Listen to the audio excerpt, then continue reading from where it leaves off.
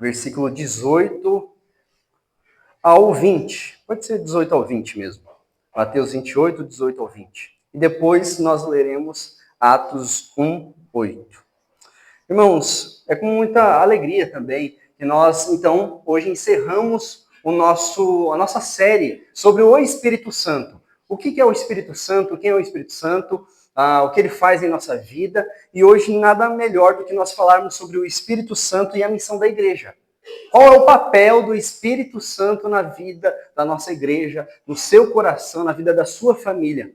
Isso é muito importante nós aprendermos, nós meditarmos nisso. Então nós aprendemos que o Espírito Santo não é um sopro de Deus, o Espírito Santo é o próprio Deus, é a terceira pessoa da Trindade. Ou seja, é o Deus santo, perfeito, que dirige o nosso coração, que dirige o seu coração, que trabalha em você. Então, todo esse ânimo, todo esse reconhecimento de conhecer Jesus Cristo, de buscar ao Senhor, vem através de quem? Do Espírito Santo. Do Espírito Santo. É o Espírito Santo que move o seu coração, a sua vida, a sua família com esse propósito. E hoje, então, o objetivo que eu quero que os irmãos possam sair essa noite, com esse objetivo claro no coração, na mente, é que a missão que Jesus destinou à igreja, a todos os irmãos ali presentes, que confiou aos seus discípulos, em Mateus 28, em Atos capítulo 1, ela só pode ser cumprida pelo Espírito Santo, pela ação e pelo poder do Espírito Santo.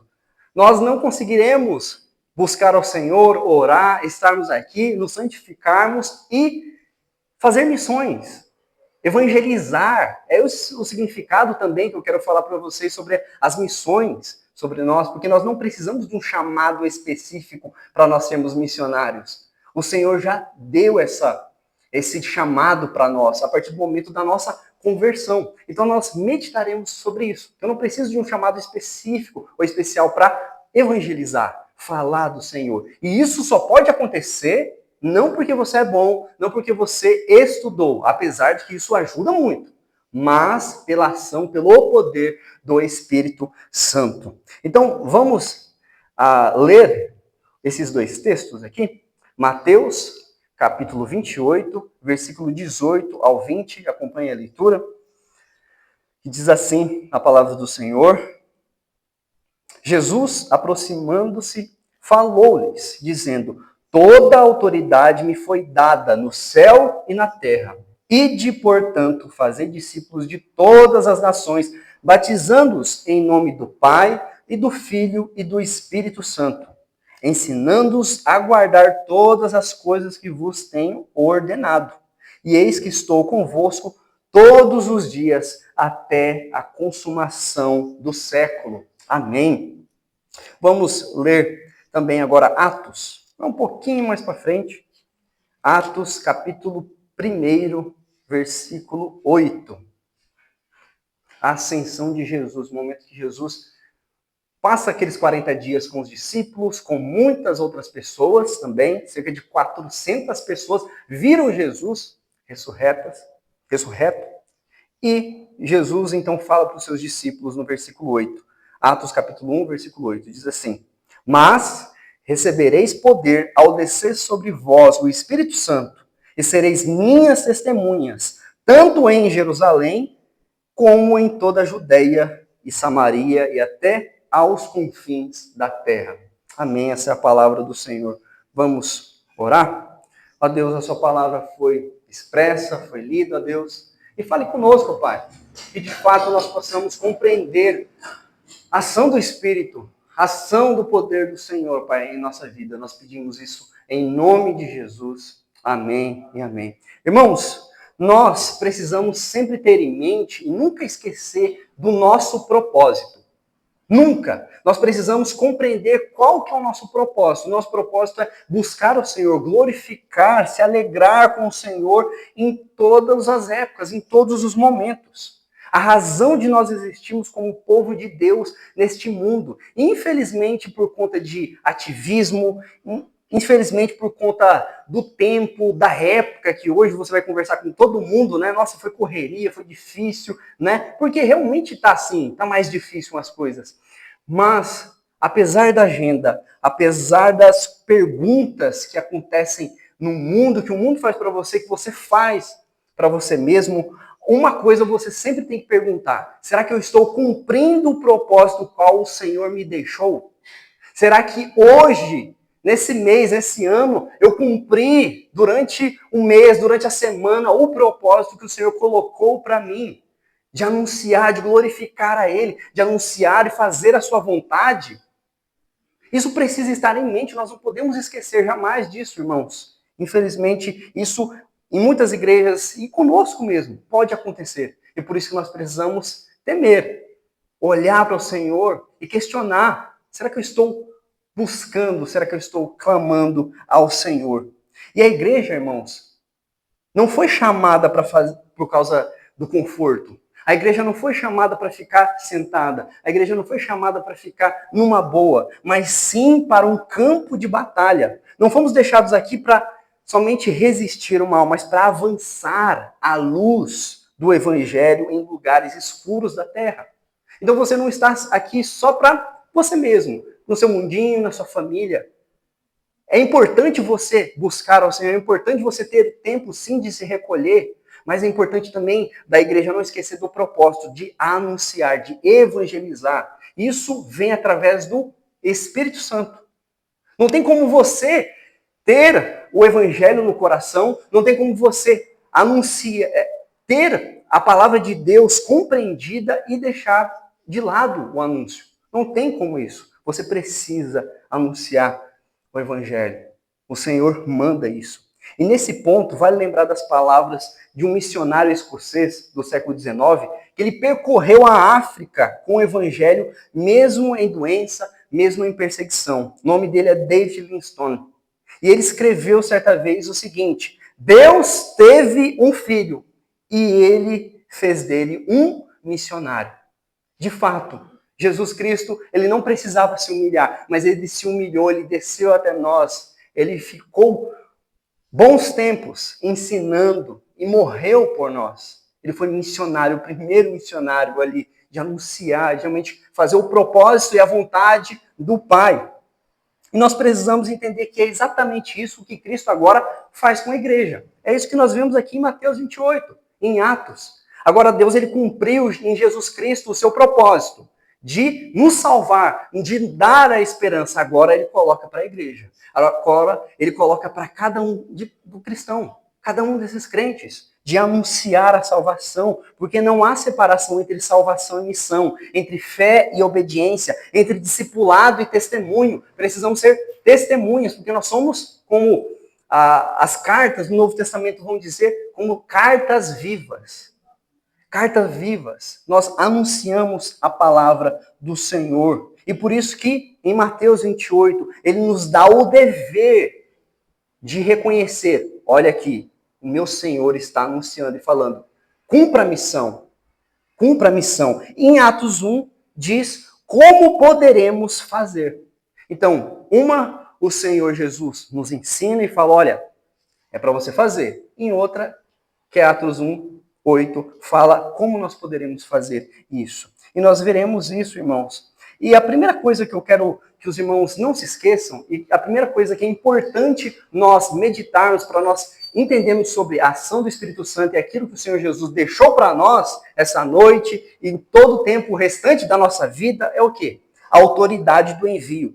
Cristo é o Senhor da missão. Então a primeira coisa é, Cristo é o Senhor da missão. E olha só, mais uma vez, Mateus 28, versículo 18 ao 20, diz assim: Jesus, aproximando-se, falou-lhes dizendo: toda autoridade me foi dada no céu e na terra. Ide, portanto, fazei discípulos de todas as nações, batizando-os em nome do Pai e do Filho e do Espírito Santo, ensinando-os a guardar todas as coisas que vos tenho ordenado. E eis que estou convosco todos os dias até a consumação do século. Aqui o Senhor, ele apresenta no versículo 18 uma fundamentação da missão da igreja, ou seja, a autoridade de Cristo. Aqui, irmãos, é a primeira vez aonde Cristo, ele roga autoridade.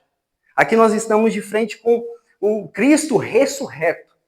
Ou seja, o Senhor exaltou sobre toda maneira, vai falar em Efésios capítulo 1, versículo 20 ao 23, que o Pai exaltou sobre todas as coisas. Então Jesus, ele agora está dizendo, toda autoridade no céu e na terra foi me dado. E agora eu tenho uma missão para vocês. Conseguem compreender o peso, irmãos? Conseguem compreender realmente o peso daquilo que Cristo está nos mandando a fazer? E ele está falando para os seus discípulos, olha, agora vocês vão. Essa palavra ide aqui, no grego, muitos estudiosos eles entendem que a melhor tradução não seria ide, e sim indo. Porque o crente ele não fica parado, ele não é plantado com uma árvore. O crente é onde ele vai, ele tem que anunciar o evangelho. Então ele está em Guararema, o que você faz? Anuncia o evangelho. Eu vou para Jacareí, eu vou para Mogi, eu vou para um outro lugar, vou viajar, estou de férias, que maravilha. Mas você deve anunciar também o evangelho. Deve agir com integridade. O Senhor está ali. Deve ter temor aonde você estiver. Então, ide, portanto, e fazer discípulos de todas as nações. Então, aqui, Jesus ele indica, sim, não somente essa capacidade que ele tem de governar, mas direito legítimo de governar. É isso que Cristo está mostrando. Eu não só tenho a capacidade porque eu sou poderoso, mas eu sou o único legítimo de governar e mandar que os meus seguidores evangelizem.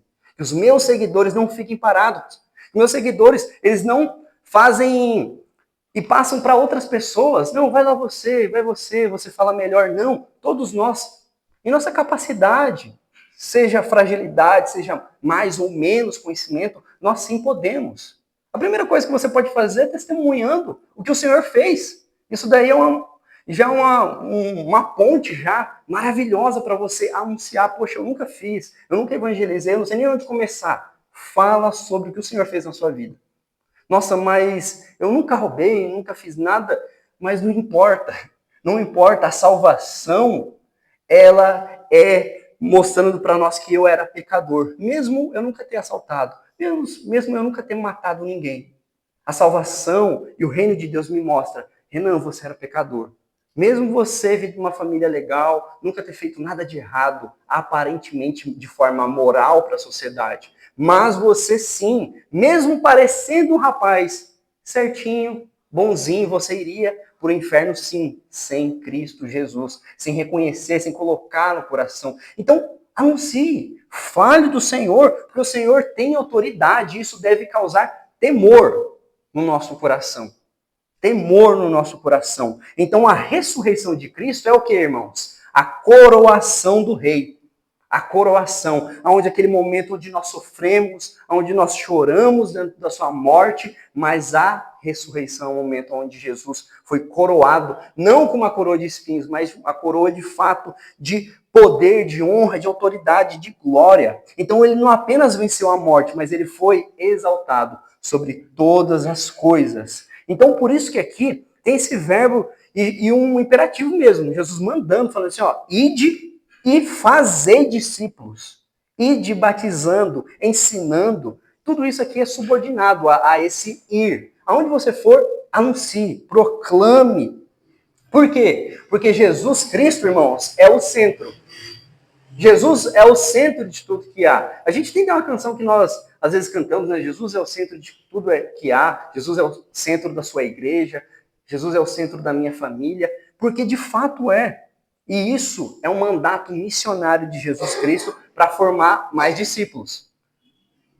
A igreja não é um clube onde vem aqui pessoas seletas, onde quem paga mais, então tem mais um lugar na frente. Então quem paga mais senta na frente, quem não paga senta lá no fundo. Não existe isso na igreja de Cristo. Não existe. Se você vê isso daí é blasfêmia, isso daí é algo horrível. Não existe isso, irmãos. Porque o centro é Cristo Jesus. Nós precisamos anunciar, chamar mais pessoas para estar conosco, aprendendo conosco, sendo instruídas pelo poder da palavra do Senhor. Porque a missão é trinitária.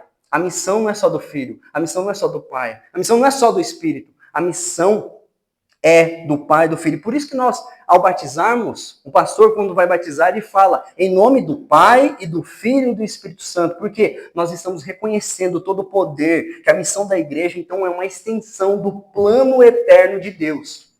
É uma extensão, ou seja, o plano de Deus antes da fundação do mundo está sendo executado naquele momento ali, onde que mais uma pessoa conheceu e reconheceu a autoridade de Cristo. Por isso, a primeira coisa, irmãos, que nós não devemos esquecer é que o Senhor Jesus Cristo tem toda a autoridade e Ele manda e nós devemos fazer.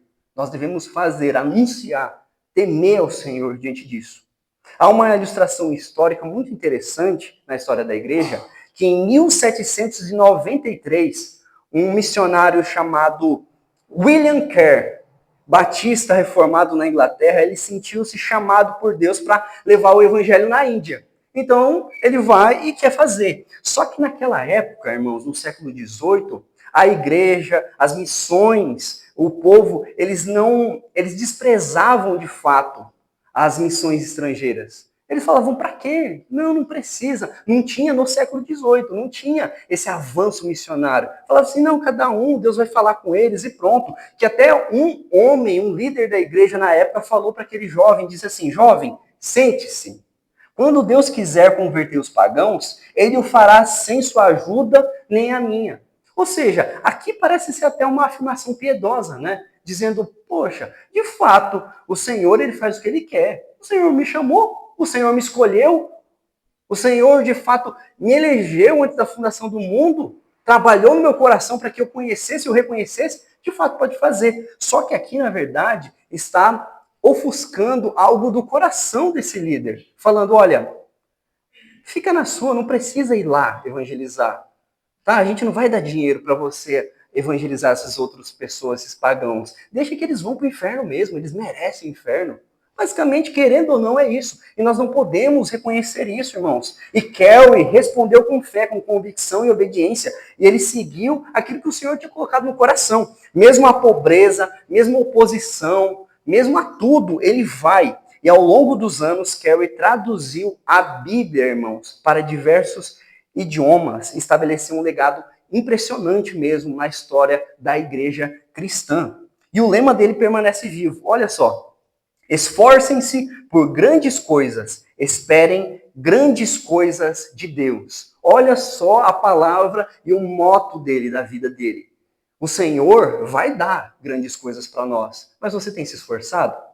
Você realmente tem jejuado, orado, falado com o Senhor, anunciado a palavra, feito a sua parte?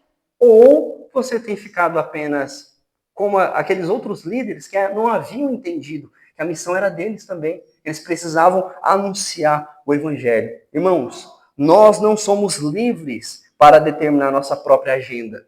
Às vezes a gente quer. A minha agenda é ficar na minha aqui. E se por acaso alguém forçar muito, daí eu falo de Jesus. Não. A minha agenda deve ser com o Senhor. Quem tem autoridade na minha agenda, na minha família, é o Senhor. E muitas vezes nós colocamos o mundo, muitas vezes nós falamos que nós temos toda a autonomia, mas quando nós fazemos uma visita, uma meditação correta mesmo, a gente começa a perceber que, não, de fato, as redes sociais, o mundo, outras pessoas estão dando pitaco.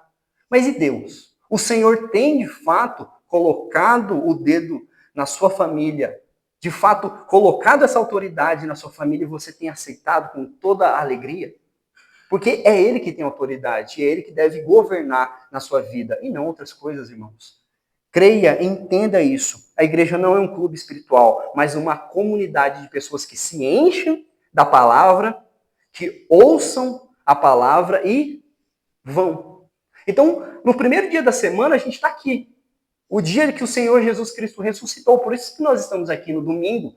E por isso que nós estamos aqui procurando ser alimentados pela palavra, alimentados por tudo que o Senhor tem a nós, para que amanhã a gente possa estar fortes na batalha, anunciando a palavra de Deus, vivendo com integridade.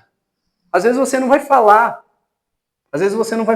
muitas palavras, mas com sua integridade, com sua postura, com seu discernimento, você vai abrir muitos olhos. E muitas pessoas vão perguntar, por que você é assim? Por que você é desse jeito?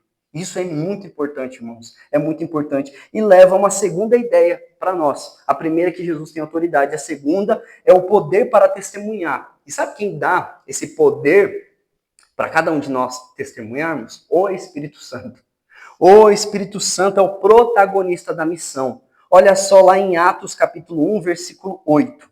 Mas recebereis poder ao descer sobre vós o Espírito Santo, e sereis minhas testemunhas, tanto em Jerusalém, como em toda a Judéia e Samaria e até os confins da terra. E essa transição aqui, irmãos, que nós vemos agora, é uma missão confiada lá em Mateus 28.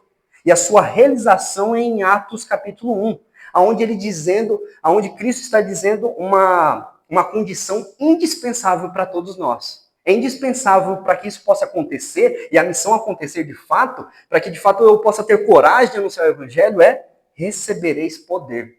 A Bíblia está dizendo, o próprio Jesus, com toda a sua autoridade, ele diz, vocês, meus discípulos, vocês, igreja de Guararema, vocês receberão poder, o Espírito Santo. E a palavra aqui é muito interessante, porque fala aqui a palavra em grego é dinamis, né? E vem desse termo mesmo, dinamite. Mas então não é somente um poder brutal, um poder explosivo, mas a capacidade espiritual eficaz, então, operada pela presença ativa do Espírito Santo. Então é algo ativo. Da mesma forma que um dinamite ele explode ali, você tem certeza que ele vai explodir, da mesma forma é a ação do Espírito. Ela entra uma vez no seu coração e ela dá sim esse poder. Então nós temos esse poder, irmãos. Só que muitas vezes nós deixamos ele de lado. Nós não tomamos posse. Aí queremos tomar posse de tanta coisa, né? Mas o poder do Espírito de se encher do Espírito, a gente não busca. A gente não busca o Senhor porque Ele dá, sim, capacidade para a gente ter firmeza na fé. E essa promessa do derramamento do Espírito Santo cumpre aonde? Em Atos 2. De fato, aconteceu. E não acontece só com eles. Acontece com todo aquele que crê. A partir do momento que você crê em Cristo Jesus, o Espírito Santo está no seu coração. E é crer, de fato, salvífico. Você reconhecendo os seus pecados, crendo e vivendo uma vida ao Senhor. Isso daqui é um cumprimento profético.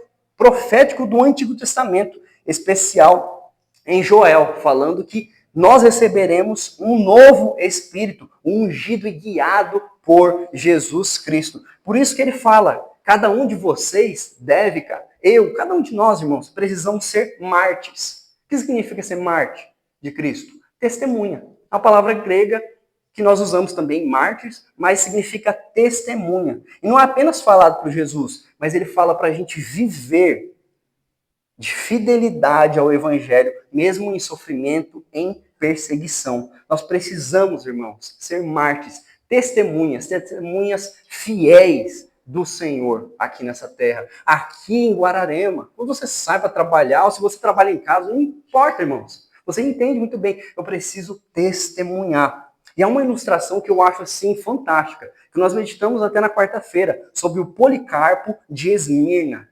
O Policarpo ele foi um pastor em Esmirna no século II da era cristã. Ele foi discípulo direto do apóstolo João e ele foi preso por recusar a negar a Cristo. Falavam, negue a Cristo e você viverá. É fácil, é básico. É só falar assim, eu não creio em Jesus Cristo. Eu não creio no Senhor. E mesmo diante da ameaça de morte, ele não negou a Cristo. E ele falou uma frase que eu achei fantástica, irmãos. E de fato impacta cada um de nós. Olha só o que Policarpo falou. Há 86 anos o sirvo. E ele nunca me fez mal. Como posso blasfemar contra o meu rei que me salvou?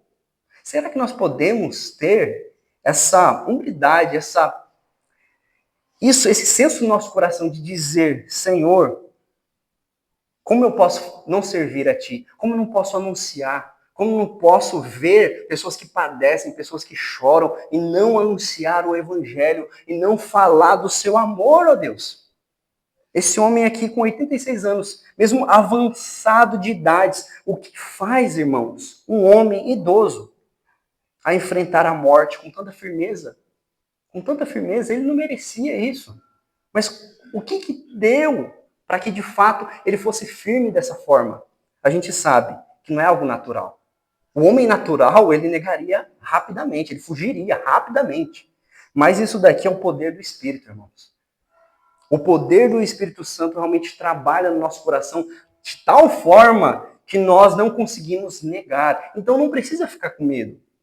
Realmente nós devemos ter temor do Senhor. Mas se de fato o Senhor te escolheu, se o Senhor de fato te chamou, o Senhor te dará força sim para você enfrentar o maligno. De você não blasfemar, de você de fato não negar a Ele. Porque o mesmo Deus que te chamou, que colocou e brotou no teu coração a graça, a salvação, Ele vai te sustentar até a consolação, até os últimos dias. Por quê?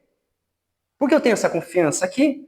Mateus 28, versículo 20. E eis que estou convosco todos os dias até a consumação dos séculos. O Senhor Jesus, o Espírito Consolador, também está conosco até Jesus voltar. Até eu não aguentar mais. Não interessa. Mas o Senhor estará conosco. Isso é maravilhoso, irmãos. Por isso que muitos cristãos se sentem intimidados quando ouvem a palavra missão. Pensam que não são suficientes. Pensam que não têm o dom da palavra ou que não foram chamados para isso. Mas Jesus está dizendo, a missão é para todos. A missão é para todos. E outra coisa especial, o poder também. A missão de anunciar, de falar do evangelho, é para todos. E o poder de permanecer firme, essa coragem, essa vitalidade de falar do evangelho, é para todos também. Será que eu tenho buscado? Será que eu tenho de fato feito e cumprido com o meu propósito? De fato, eu tenho cumprido com o meu propósito. O Senhor uma vez me chamou? Isso nós precisamos responder. E não para mim, não para o irmão do lado, mas para o Senhor essa noite. Eu não preciso confiar na minha habilidade, mas sim na capacitação, irmãos. Eu tenho certeza que o Senhor, na hora, vai fazer você abrir a boca e falar coisas que você nem imaginava.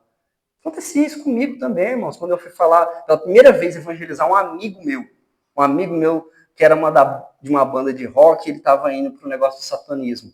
E eu meio que junto com ele também. E aí? Eu me converto, o Senhor trabalha no meu coração e eu fico ali todo tremendo. Eu falei assim, como que eu vou falar? Como que eu vou falar? Mas eu vou falar. E aí eu só falo. Eu nem lembro direito as coisas, eu só sei que, de fato, ele foi impactado com aquilo ali.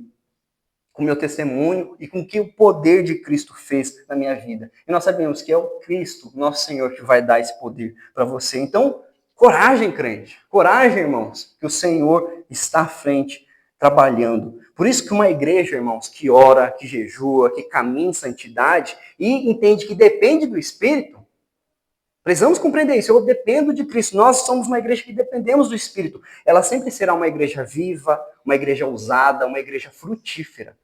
Porque ela busca ao Senhor. Ela não olha para métodos, ela olha para o sobrenatural. Para o sobrenatural do Senhor. É o Espírito que convence, transforma e envia.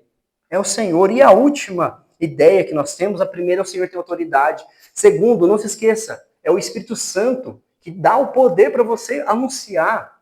Ele é o protagonista dessa história. E a terceira é o alcance da missão. A gente precisa anunciar até os confins da terra. Guararema é o confins da terra.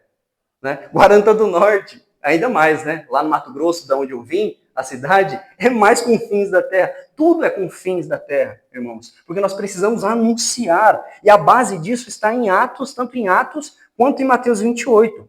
Olha só, Atos 1, 8, parte B. Tanto em Jerusalém, como em toda a Judéia e Samaria, até aos confins da terra. Ou seja, algo local, da onde os discípulos estavam vindo, onde os apóstolos estavam vindo. Depois a Judéia dos judeus. A Samaria que era o povo inimigo. E Jesus fala, olha, tá vendo aqui os samaritanos, onde vocês desviavam para não andar? Vocês iam ali fazer o caminho, era mais perto passar por Samaria, mas vocês eram tão inimigos deles que vocês desviavam e preferiam andar muito mais para não andar e não chegar nem perto de ver um samaritano. O evangelho vai chegar ali e vocês precisam ir lá. E até os confins da terra. Ou seja, não é somente para o povo judeu. Não são eles que são o povo escolhido.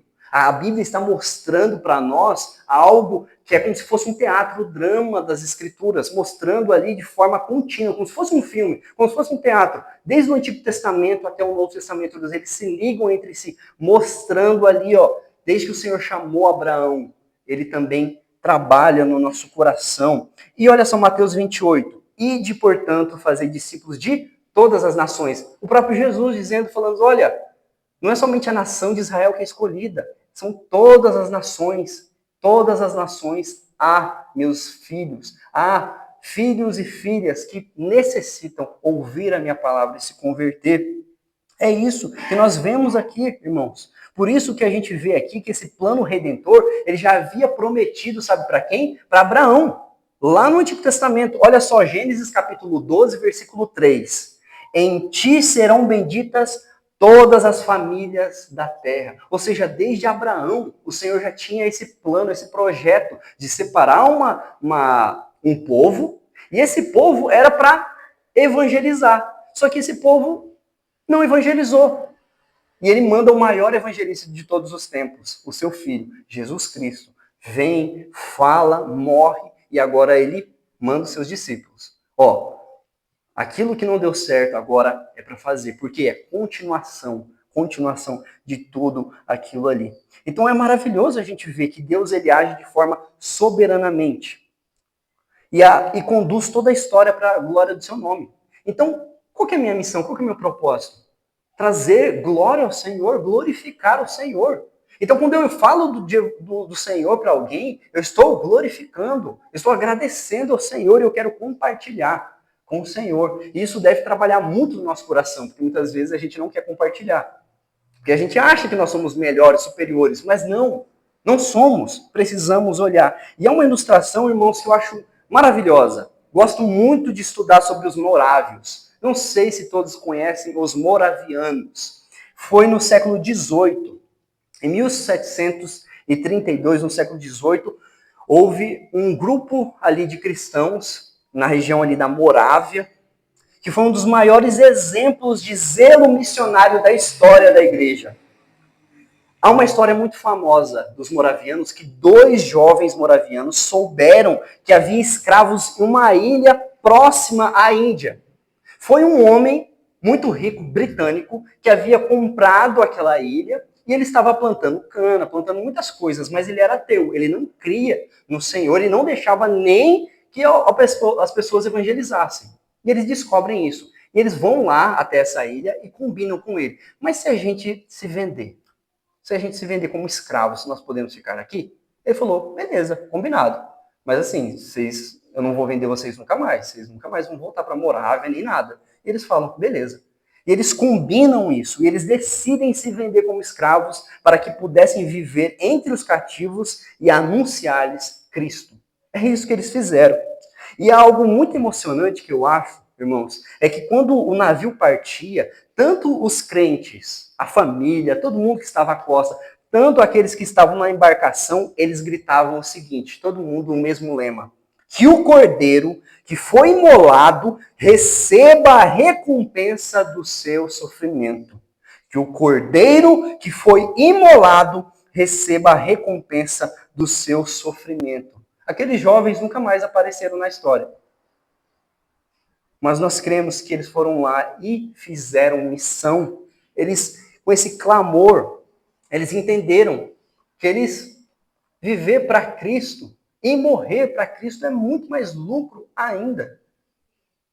É maravilhoso isso. Então, irmãos, uma coisa que nós precisamos compreender, e assim, concluindo a nossa mensagem, é a igreja local, ela deve pensar não somente aqui em Guararema. Nós não devemos só pensar aqui em nós. É importante, sim, nós pensarmos, evangelizarmos, trazer pessoas, falar e anunciar. Isso é muito importante. Mas nós, como igreja, também precisamos pensar globalmente. Nem todos vão ao campo missionário. Nem todos os irmãos vão fazer como eu também, né? De deixar ali minha família a quase 3.000 quilômetros de distância para estar com vocês e anunciar, e ajudar, e sofrer junto, e se alegrar junto com o Evangelho. Mas todos podem e devem participar da missão. Como? Orando. Você tem orado pelos missionários? Você tem orado Pelos nossos irmãos que nós temos lá na Moca, lá o Francisco, se eu não me engano, algum irmão me corrija, que ele vai lá no presídio com a sua esposa, anunciar a palavra de Deus, ajudar as famílias ali dos encarcerados, porque ele também já esteve naquela situação e o Senhor encontrou ele lá na cadeia. E ele fala, olha, eu preciso anunciar, eu preciso proclamar a palavra do Senhor ali. Você tem orado por esses irmãos? Você tem orado para essa igreja, para que cada um de nós possamos também anunciar a palavra? E você também tem sustentado, ajudado também financeiramente, ajudado para que mais pessoas possam ser enviadas, formar mais discípulos, para que vão além da parede do templo, para que a gente possa, de fato, compreender essa missão. Porque isso está no DNA, irmãos. Está no DNA do crente. Às vezes, quando você entra e começa a sua vida cristã, você precisa compreender isso. Uma vez que eu ouvi, agora eu tenho que anunciar. Isso é real, porque o próprio Senhor disse para nós. Que de fato, irmãos, possamos compreender isso, entender que a autoridade do envio vem do Senhor, eu tenho que temer o Senhor, eu tenho esse poder para testemunhar, porque nós não estamos sozinhos. E o alcance desse testemunho vai além das quatro paredes, vai até os confins da terra, do meu vizinho até os confins, os povos não alcançados. E o meu apelo, irmãos, a essa noite, para nós encerrarmos, é que você possa pensar o seguinte, de forma simples e direta, seja uma testemunha viva de Cristo. Esse é um apelo a todos nós, a mim também. Seja uma testemunha viva de Cristo, com fidelidade, em casa com seus filhos, com sua esposa, no trabalho com seus colegas, na igreja com seus irmãos, na sociedade com a sua integridade.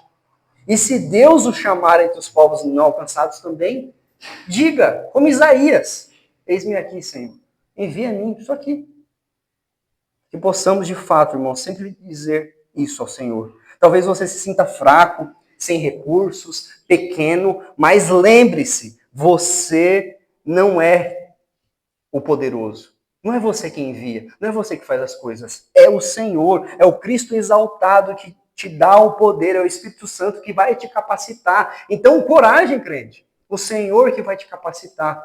Poxa, eu me sinto pequeno, mas não se sinta assim. O Senhor que está exaltado, ele te dá poder através do Espírito Santo de Deus, a terceira pessoa da Trindade. E o mundo, irmãos, ele precisa e ele clama por esperança. Que possamos hoje orar e como nós cantamos. Essa canção foi planejada mesmo para que nós possamos cantar sobre eis-me aqui, Senhor. Usa-me, transforma-me, enche-me. Que eu possa ser um farol, que as pessoas possam ver a minha vida e eu ser a luz de Cristo.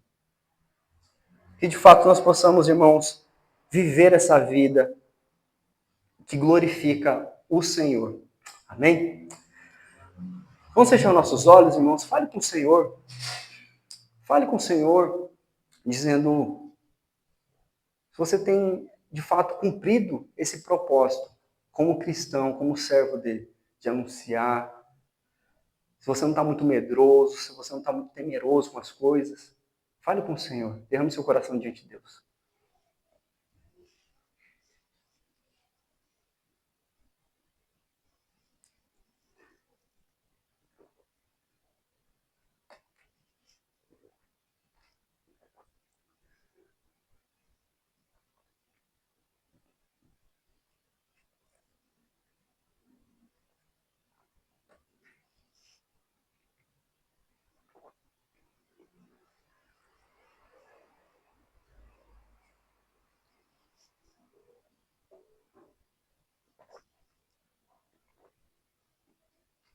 Senhor nosso Deus, nós, mais uma vez humildes, clamamos a Ti, ó Pai.